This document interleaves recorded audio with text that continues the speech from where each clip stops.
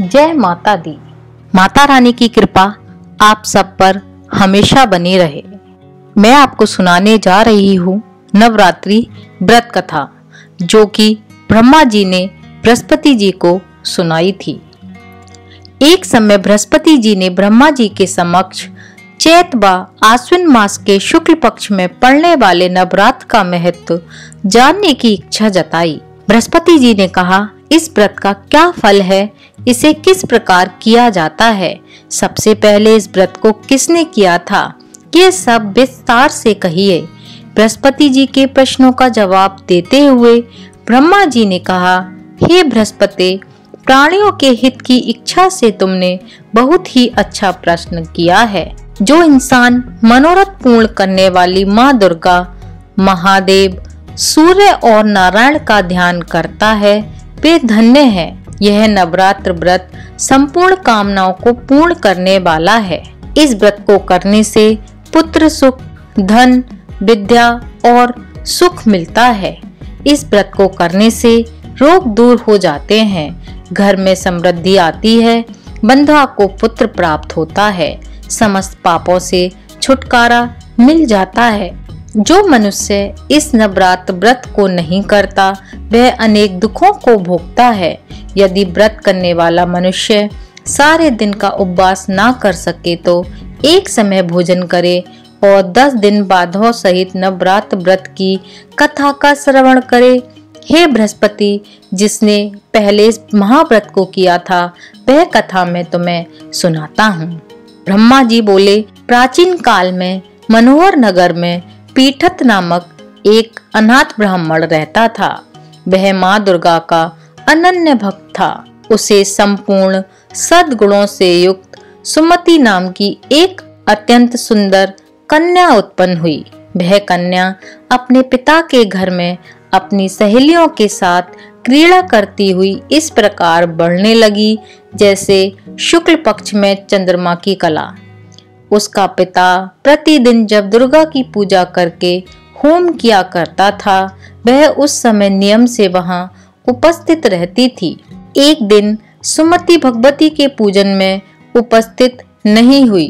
उसके पिता को पुत्री की ऐसी असावधानी देखकर क्रोध आया और वह पुत्री से कहने लगा, अरे दुष्ट पुत्री, आज तूने भगवान का पूजन नहीं किया, इस कारण मैं किसी कुष्ठ रोगी या दरिद्र मनुष्य के साथ तेरा विवाह करूंगा।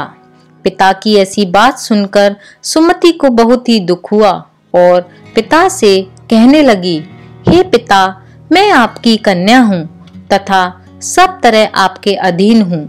जैसी आपकी इच्छा हो वैसा ही करना, चाहे राजा से, चाहे कुष्ठी से, चाहे दरिद्र से, जिसके साथ चाहो मेरा विवाह कर देना।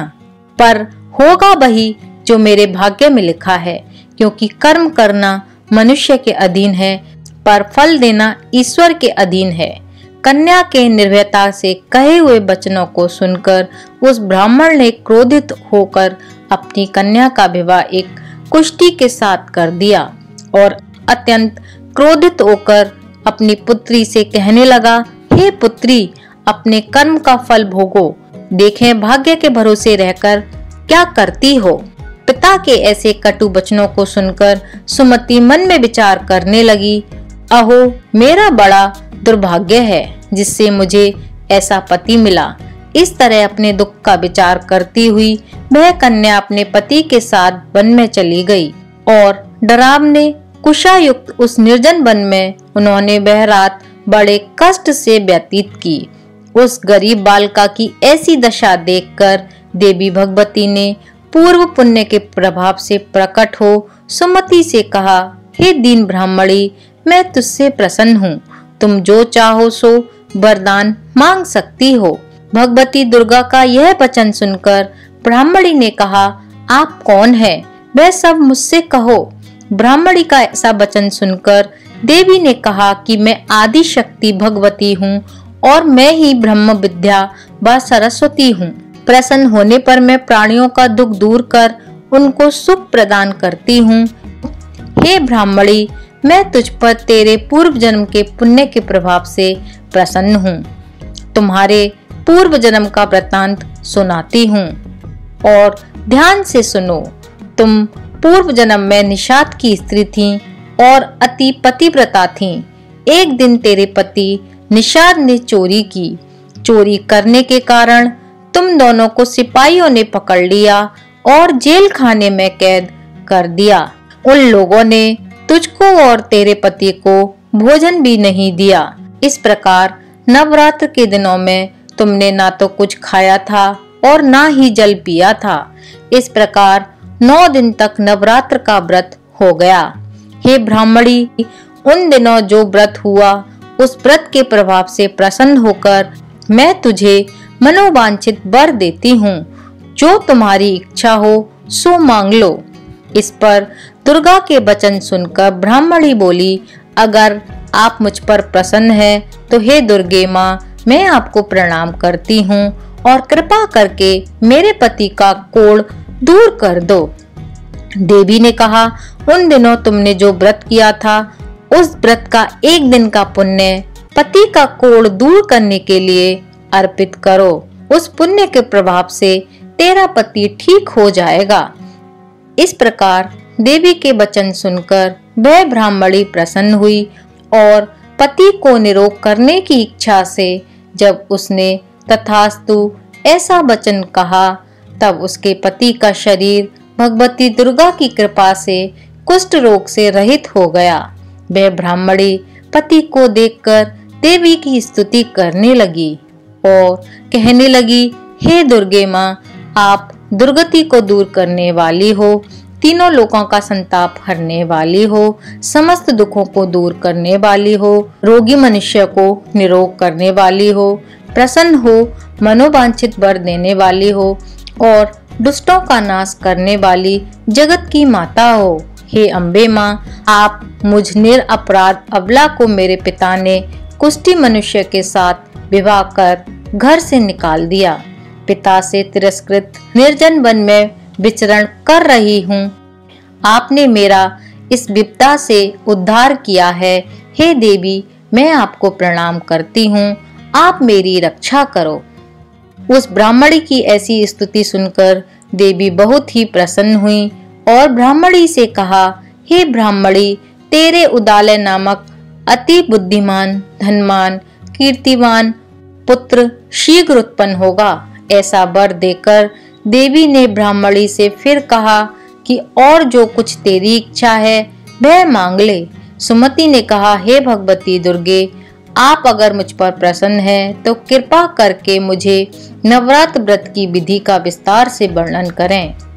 ब्राह्मणी के ऐसे वचन सुनकर माँ दुर्गा ने कहा, हे ब्राह्मणी, मैं तुम्हें संपूर्ण पापों को दूर करने वाले नवरात्र व्रत की विधि बतलाती हूँ। चैत मास या क्वार मास के शुक्ल पक्ष की प्रतिपदा से लेकर 9 दिन तक व्रत करें। यदि दिन भर का व्रत ना कर सकें तो एक समय ही भोजन करें। शुभ मुहूर्त में घट स्थापना करें और वाटिका बनाकर उसको प्रतिदिन जल से सींचें। महाकाली, महालक्ष्मी और महासरस्वती की मूर्तियां स्थापित कर उनकी विधि सहित पूजा करें। बिजौरा के फल से अर्घ देने से रूप की प्राप्ति होती है। जायफल से अर्घ देने पर कीर्ति, दाग से कार्य की सिद्धि होती है, आंवले से सुख की प्राप्ति होती है और केले से अर्घ देने से आभूषणों की प्राप्ति होती है।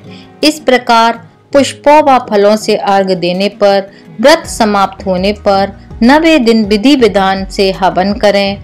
खाड़, घी, गेहूं, शहद, जौ, तिल, बेल, नारियल, दाख और कदम्ब जैसी विभिन्न सामग्रियों से हवन करें।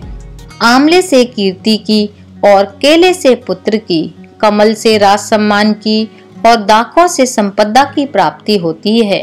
खाड़, घी, नारियल, शहद, जौ और तिल तथा फलों से होम करने से मनोवांछित वस्तु की प्राप्ति होती है।